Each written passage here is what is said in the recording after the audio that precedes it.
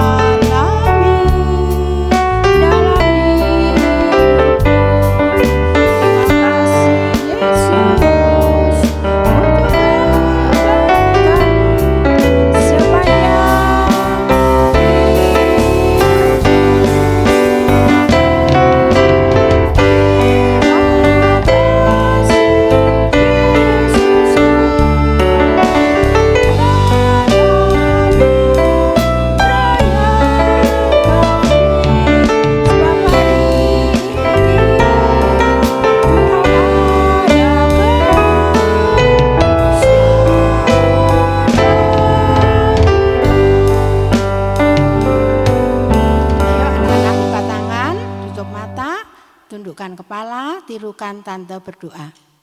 Terima kasih Tuhan, pada sore hari ini kami kembali datang ke hadirat Tuhan. Kami mohon kemurahan-Mu berlaku atas hidup kami. Tuhan, pimpin ibadah sekolah minggu kami dari awal hingga akhirnya. Biarlah Roh Kudus yang memimpin ibadah kami. Segala kuasa iblis yang mengganggu kami usirkan. Di dalam nama Tuhan Yesus Kristus, segala iblis pergi keluar. Darah Yesus yang berkuasa. Terima kasih Tuhan, kami akan mulaikan ibadah kami di dalam nama Tuhan Yesus Kristus. Haleluya. Amin. Anak-anak boleh duduk. Kita akan sambung pujian yaitu tepuk tangan haleluya. Tepuk tangan haleluya. Seluruh umat bersuka cita hingga musuh dalam nama Yesus. Iblis dikalahkan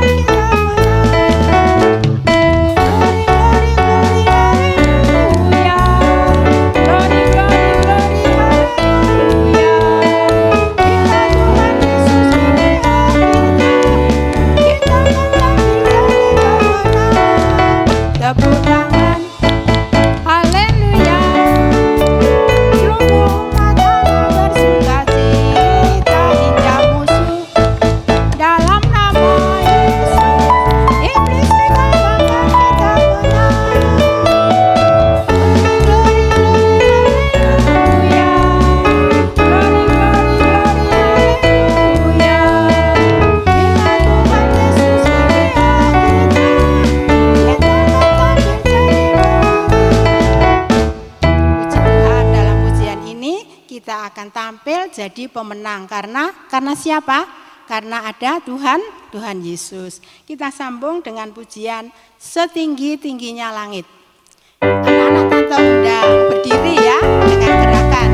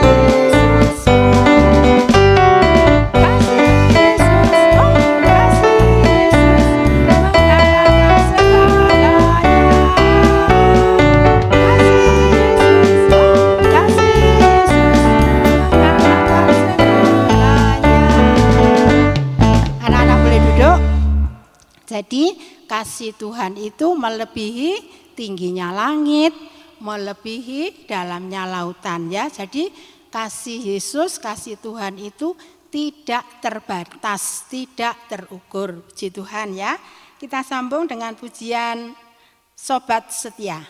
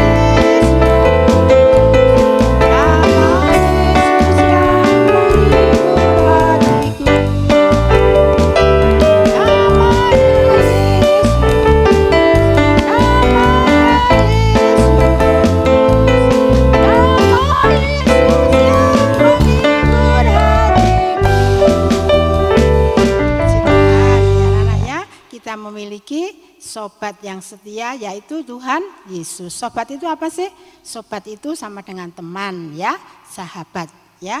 Kita lanjutkan pujian selanjutnya, dengar dia panggil nama saya.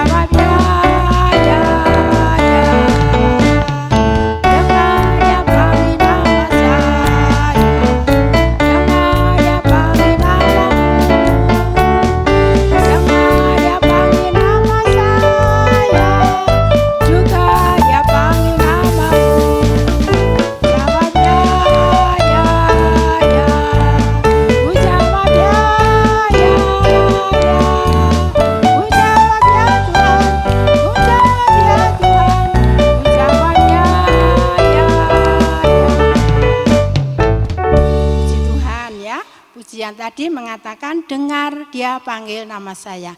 Tuhan memanggil lewat apa? Lewat firman Tuhan. Jadi kalau ada panggilan kita harus menjawab, yaitu taat dengaran. Anak-anak sudah banyak memuji Tuhan.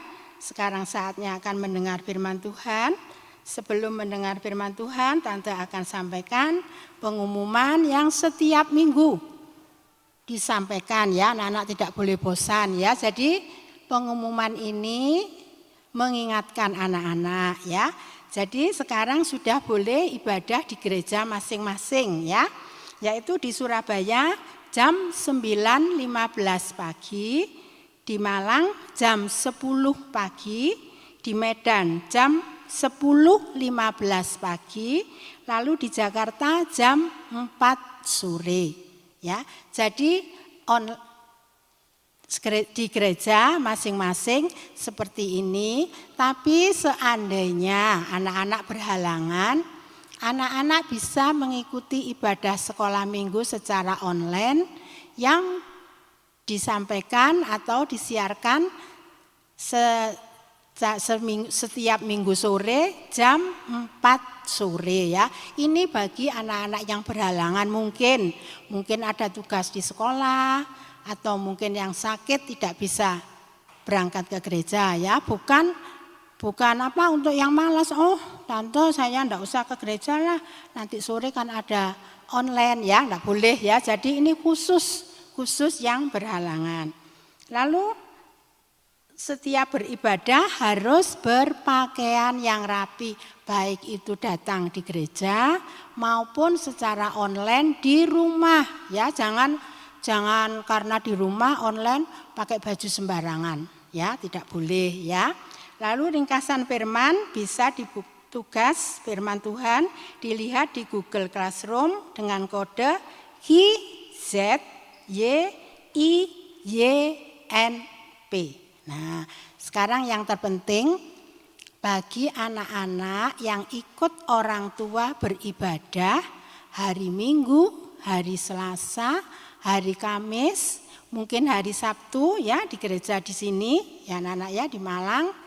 Boleh enggak ikut? Boleh ya anak-anak ya. Yang tidak boleh apa? Yang tidak boleh itu mengganggu ya, ramai di gereja jalan-jalan ya, sampai mengganggu orang tua beribadah, itu yang tidak boleh ya. Jadi anak-anak sekolah minggu yang manis, pengumuman ini disampaikan untuk mengingatkan anak-anak ya. Sekarang saatnya kita akan mendengar firman Tuhan. Tante undang anak-anak bangkit berdiri. Kita akan pujikan satu pujian, Berkaryalah Roh Kudus.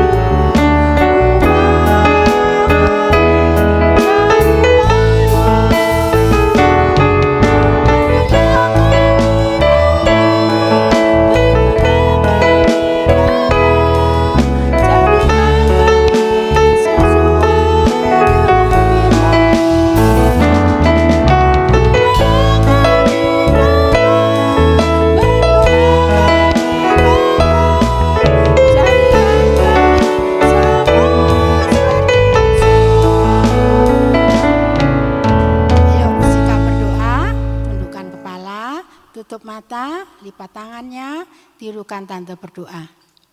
Terima kasih Tuhan, kami sudah memuji, memuliakan nama Tuhan. Masih banyak kekurangan, kelemahan yang kami lakukan.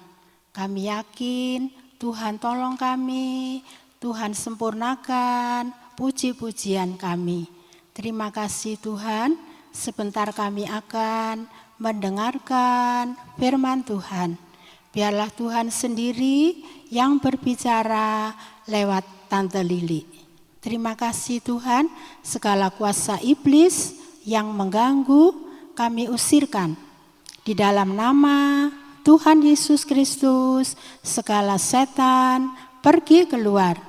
Darah Yesus yang berkuasa. Terima kasih Tuhan, kami akan sambut firman Tuhan di dalam nama Tuhan Yesus Kristus. Kami sudah berdoa. Haleluya. Amin. Anak-anak boleh duduk. Siapkan Alkitab, buku catatannya.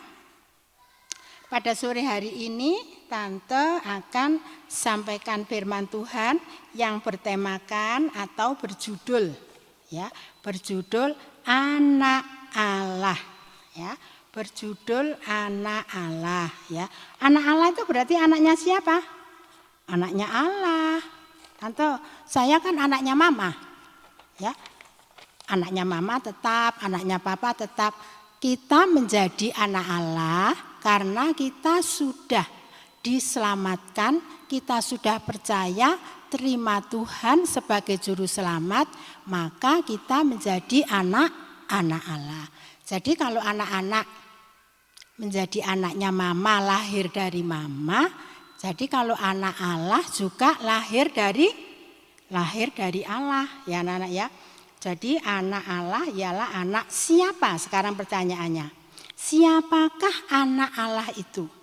Nah, sekarang siapkan Alkitabnya. Kita akan buka Alkitab kita di dalam 1 Yohanes 3. 1 Yohanes 3 ayat yang ke-9 di belakang ya, perjanjian baru di belakang ya. 1 Yohanes 3 ayat yang ke-9 ya. Yuk Tante bacakan ya.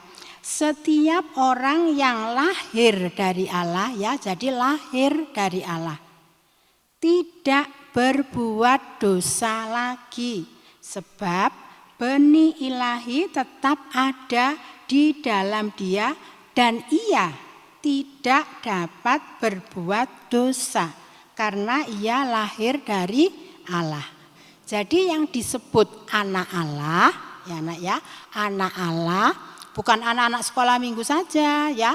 Mama, papa, tante, om semua adalah anak Allah, yaitu kehidupan atau orang yang tidak berbuat dosa lagi. Loh tante, kok tidak bisa berbuat dosa lagi? Apa dari dulu berbuat dosa ya? Kita dulu sebelum kenal Tuhan, sebelum percaya Tuhan, kita adalah kehidupan yang berdosa. Ya anak-anak ya, hidup dalam dosa, melakukan dosa ya. Tetapi setelah kita percaya Tuhan, kita menerima Tuhan sebagai juru selamat, kita sudah diselamatkan, diangkat dari dosa, kita menjadi anak Allah, kita tidak berbuat dosa lagi ya. Jadi sekarang anak-anak ngerti ya siapa anak Allah, siapa anak Tuhan, yaitu kehidupan yang tidak berbuat dosa. Sama dengan yang kehidupan yang tidak berbuat dosa itu suci apa enggak suci ya? Nah, kalau kehidupan yang tidak berbuat dosa itu sama dengan hidup yang suci ya anak-anak ya. Nah sekarang anak Tuhan atau anak Allah menjadi anak Allah kira-kira kenal enggak sama Tuhan? Anak-anak kenal enggak dengan mamanya?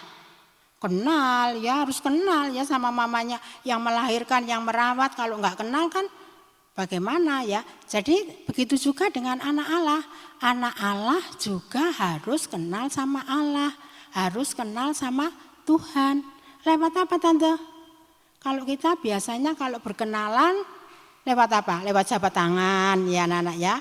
Tapi kalau kita kenal Tuhan ya, secara rohani kenal Tuhan, mengenal Tuhan berarti mengenal suaranya. Apa suara Tuhan itu?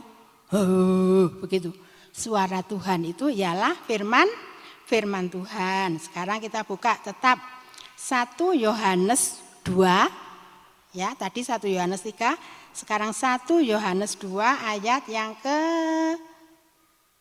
3. Ya. 1 Yohanes 2 ayat yang ke-3. Bisa enggak cari tetap perjanjian baru ya? Yuk.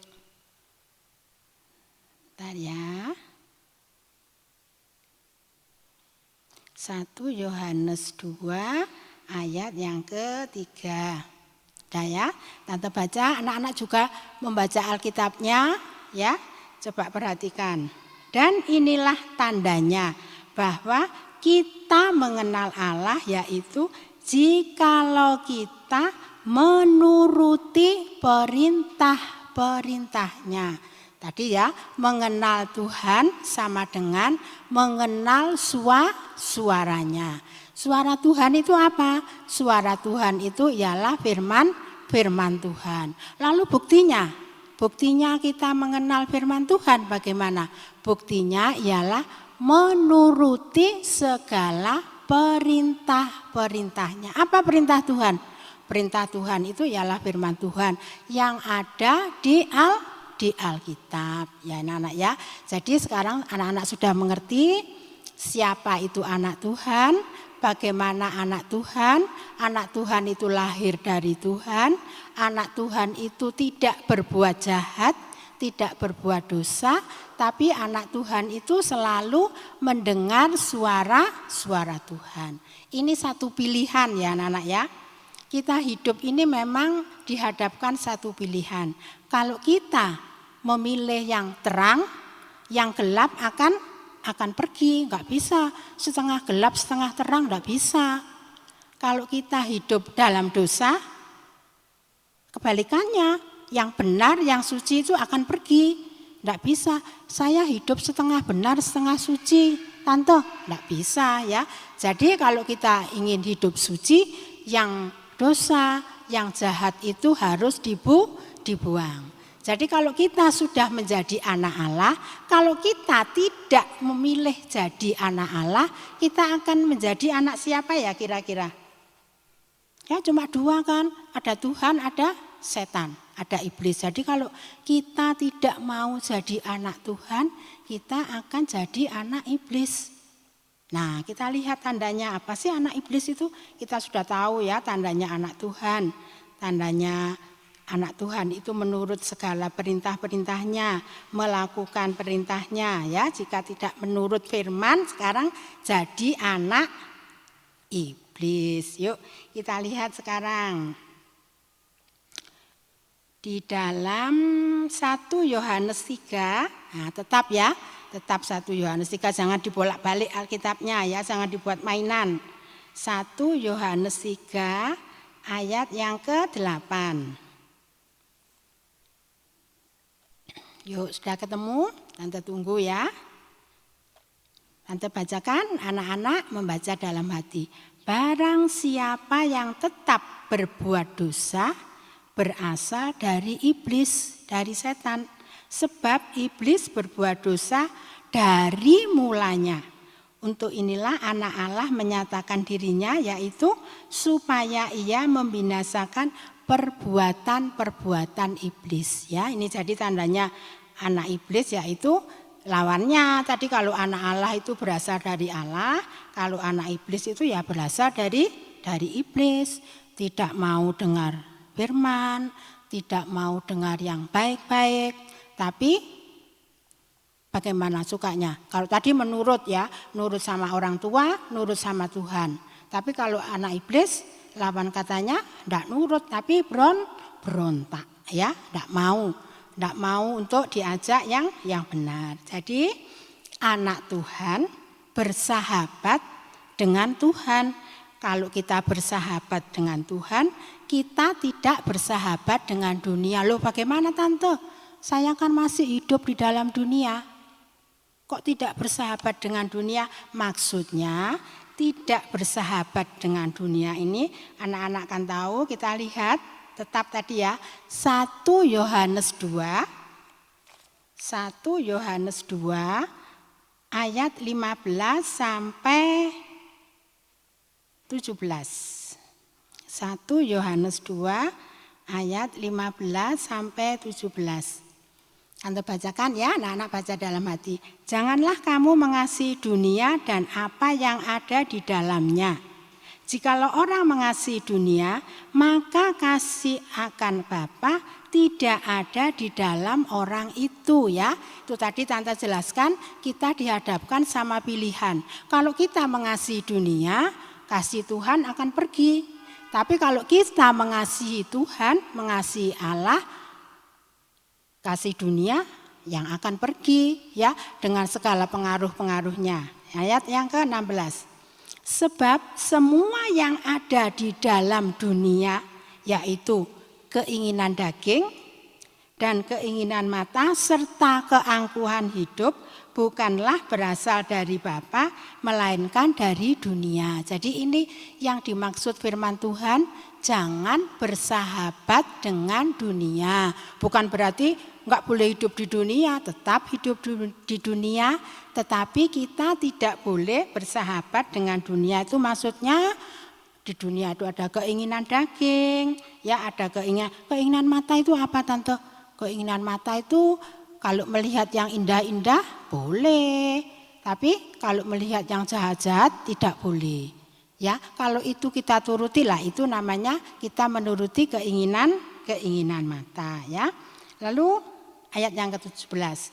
Dan dunia ini sedang lenyap dengan keinginannya, tetapi orang yang melakukan kehendak Allah akan tetap hidup selama-lamanya. Jadi di awal tadi anak Tuhan adalah anak Tuhan yang mendengar firman, yang menuruti perintah-perintahnya, berarti kita akan mengalami suatu kehidupan. Sebaliknya, kalau kita melawan Tuhan, kita tidak mengutamakan Tuhan, kita akan menjadi kehidupan yang mati. Bukan mati secara jasmani ya, mati secara rohani. Bagaimana? Sekarang Tante tanya, bagaimana mengutamakan Tuhan itu? Tuhan saya taruh di depan, atau gambarnya, fotonya saya besarkan di rumah. Bukan itu ya. Mengutamakan Tuhan itu berarti kita setia beribadah kepada Tuhan, mendahulukan Tuhan. Misalnya hari Minggu jam 10 di TV acaranya bagus, karena kita harus ke gereja dulu. Nanti setelah ke gereja kita bisa nonton TV ya. Kiranya firman Tuhan tidak Tante perpanjang. Apa yang sudah kita terima, biarlah Roh Kudus bekerja dalam hidup kita, dalam hidup anak-anak ya. Yuk kita bereskan Alkitab, buku kita. Kita Tante undang anak-anak bangkit berdiri. Kita akan berdoa, tundukkan kepala, mata ditutup, tangan dilipat, tirukan Tante berdoa. Terima kasih Tuhan, kami sudah mendengarkan firman-Mu. Biarlah Tuhan firman-Mu tidak hanya kami dengar, tidak hanya kami catat saja, tapi firman-Mu boleh kami lakukan dalam hidup kami sehari-hari. Baik itu kehidupan di rumah, di lingkungan sekolah, dimanapun saja kami berada Tuhan, biarlah firman-Mu selalu ada di dalam kehidupan kami. Terima kasih Tuhan, pada sore hari ini kami sudah menjadi anak-anak Tuhan.